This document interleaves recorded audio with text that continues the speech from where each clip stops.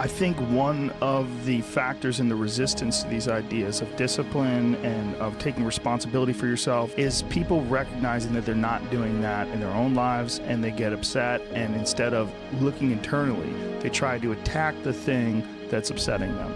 They attack your message, they attack the philosophy behind it, rather than look internally and objectively, and having some sort of introspective point of view where you go, okay, am I reacting to this because this resonates? Like I'm missing this aspect of my life? Does this diminish me? What must be done? What will allow me to be proud of myself? What will allow me to achieve? And those things will be done regardless of how I feel.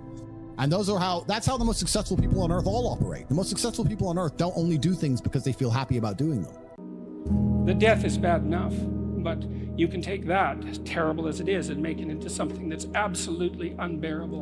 And maybe I think, and this is sort of what I closed the book with, is this idea is that if we didn't all attempt to make terrible things even worse than they are, then maybe we could tolerate the terrible things that we have to put up with in order to exist. And maybe we could make the world into a better place. This is what I don't understand about people, especially men in the world today. Why are they so worried about being afraid? Why are they so worried about, I was afraid every time I fought. Yeah. I fought anyway. Yeah. Like, I don't let fear guide what I'm gonna do. I do what I'm supposed to do regardless of how I feel. So I don't see anything wrong with feeling fearful. I don't see anything wrong with feeling stressed or under pressure or anxious. All these things men are trying to get rid of. And I talk about men specifically. I gender this because I'm a man. I don't know how it feels to be a woman. But all these things that people are trying very hard to get rid of from their brains, I don't see why they need to leave. I will argue the point that if I feel anxious and pressured and stressed and fearful, I will get more done than if I was happy. Imagine you only have $100,000 to go buy a house. And so you go look at this house, and it's like, Jesus, this house, man, it's like it needs a lot of work. It's like, well, that's all you've got. Well, are you going to pretend that the house is okay the way it is? Or are you going to look for where it's rotten and where the plumbing doesn't work and where the stove doesn't work? You have to go and look and see where everything needs to be fixed. And that is harsh, man. And then in order to do that properly, someone has to have taught you, look, you aren't your problems. You're most fundamentally that which, if it confronts its problems, can solve them. Compare yourself to who you were yesterday, not to who someone else is today. Because you need to have a hierarchy of improvement. You need to be aiming for something, and that means you're going to be lesser than people who've already attained along that dimension. So the question is, who should you defeat in the final analysis? And the answer is, you should defeat your former self. You should be constantly trying to do that.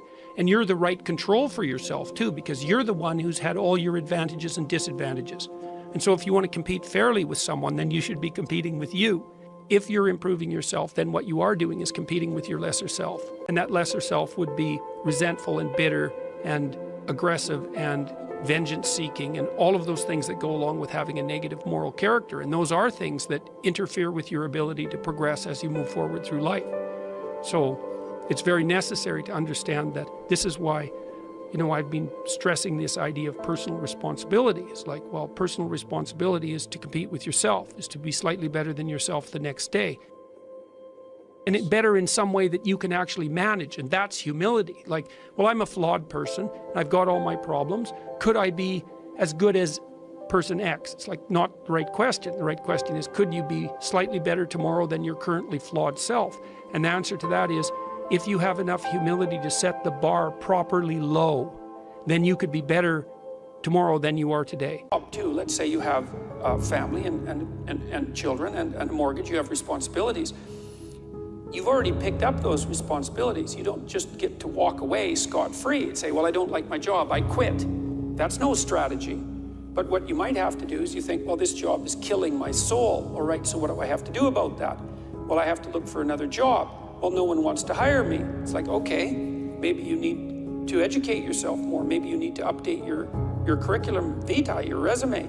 Maybe you need to overcome your fear of being interviewed. Maybe you need to sharpen your social skills. Like, you have to think about these things strategically. Hero is the person who confronts horrible, chaotic potential and tames it and makes something of it, right? That's the fundamental human story. But the problem is that you have to face what you don't want to face in order to fix it. So you look at all the things about yourself that need to be burned off, that need to be dispensed with. And that, man, especially at the beginning, especially if you're screwed up, that may be like 95% of you. It's not pleasant. But if you know that you're the thing that can transcend your problems, most fundamentally, if you know you're the thing that, if it faces the problems, can transcend them, then you have the faith that would enable you to take stock of who you are. You just have to be as real with yourself as possible. And that is a very difficult struggle, but when you're not, you create enormous vulnerability and unhappiness. Truthful conversations redeem people. Because if you come to a clinical psychologist whose worth is salt, you have a truthful conversation. The conversation is, well, here's what's wrong with my life. And here's what caused it. You know, maybe it takes a year to have that conversation. And here's how it might be fixed. Here's what a beneficial future might look like. And so it's a completely honest conversation if it's working well. And all that's happening in the conversation is that the two people involved are trying to make things better. That's the goal. Let's see if we can have a conversation that will make things better. You're paying a price by sitting there being miserable. You might say, well, the devil I know is better than the one I don't. It's like, don't be so sure of that. The clock is ticking. Yeah, and if you're miserable in your job now and you change nothing, in 5 years, you'll be much more miserable and you'll be a lot older. But isn't it a luxury to pursue what is meaningful? Our viewers have mortgages, they have children, they have payments and loans. It's a luxury to pursue because we lack the resources. Well, I don't remember now, I'm not talking about what makes you happy. It's a luxury to pursue what makes you happy. It's a moral obligation to pursue what you find meaningful. Everyone we love and everyone in the world who we care about was taken care of. And I said, Andrew, would you rather us both be at liberty, but someone else in our life suffer? Mom suffer, our kids suffer, the mothers of our children suffer? No, I'm glad it was me. I'm glad I was the one who was suffering and everyone else was okay, because that's what being a man means. Cope with it, and if it's not the next week that you see how to get through, then it's the next day. And if it's not the next day, then it's the next hour. And if it's not the next hour, then it's the next minute. And you know, people are very, very, very, very tough. And it turns out that if you face things, that you can put up with a lot more than you think you can put up with, and you can do it without becoming corrupted. You have to be alert when you're suffering. You have to be alert to the beauty in life, the unexpected beauty in life. And you know, you have to look for those that little bit of sparkling crystal in the darkness when things are bad. You have to look and see where things are still beautiful and where there's still something that's sustaining. And you know, you narrow your time frame and you be grateful for what you have. It's a constant storm to try to figure out what you're about, and you change. At 26, you're all about the hustle, you're gonna be a billionaire, this and that, and then you go to the bar one night and you fall in love. And it changes what you care about, right? And then you have a child, and then this happens, and then that happens. Things change. You just have to always consistently try to figure out what's driving you, and not because other people are watching, and not because that's what your dad wants, and not because that's what you said was gonna happen, and it doesn't look like it, and your family's gonna judge you. I had goals for 30 that I did not hit because I was not qualified to make them at 24. I set goals at 24 that I was not qualified to make at that time for 30. And so when I got to 30, in a lot of ways, I felt like I failed, but I kept pushing against that thing, and I finally hit that motherfucker, and it cracked open. And for that reason, what if I would have started at 31? You know what I'm saying? I wouldn't be sitting here at 36 at where I'm at. So it's not an excuse to put it off for the young guys, but if you are in your 30s and you haven't started yet, dude, your clock is gonna run. Dude, you could be a big G at 50, 55. You have plenty of runway. Get started at any time, because it's never not a good time to start. Do the best thing that you can think of. Put the best plan you have into practice. It's not gonna be perfect, and it will change along the way. But it will change partly because you become disciplined pursuing the path. And as you become disciplined, you become wiser. And as you become wiser, you become able to formulate better and better plans. So you can start vaguely and confused and develop a plan that's not so great, and you start to implement it. And then you accrue incremental wisdom as you implement your flawed plan. And that enables you to fix the plan. And so that's part of that process of incremental self-improvement as well. But there are things that you're doing that you know you shouldn't do. Now, some of those you won't stop doing for whatever reason. You don't have the discipline, or maybe there's a secondary payoff, or you don't believe it's necessary, or it's too much of a sacrifice, or you're angry or resentful or afraid, who knows.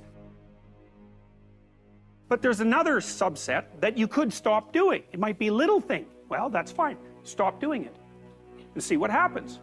We were absolutely not suffering. No matter how close I came to crying inside of that jail cell, I knew all the people around me were safe and all the people around me could eat. And that's all I cared about. When I would call other people and they were asking me how I was, I'd say, we don't want to talk about me. How are you? Are you okay? I'm in a jail cell in Romania, making sure that everyone I love is okay. I don't need them to sit and worry about me. I worry about them. It's actually funny, and I've said this before, so I'm going to say it again. You can also take the antidote before the poison. If you're always working as hard as possible, it's actually very difficult for bad things to actually catch up with you. You can take the antidote before the poison. Most people don't even work very hard. You think you work hard, you could work a lot harder. Hard work's always the answer, my friend. So there's a lot of people who are chasing the familiar feeling, and that familiar feeling can be extremely destructive. And you know what I would say is the most destructive feeling to be obsessed with trying to obtain? Happiness. Constantly, as a man, trying to chase happiness as the most destructive thing you can do for your life. To get up every day, whether they feel like it or not, and perform regardless. That is the secret. You cannot fail if you try your best. So if you don't have the car you want, the woman you want, the relationship you want, the friends you want, the house you want, you haven't been trying your best. Because I guarantee you the second you do, you'll have all of it.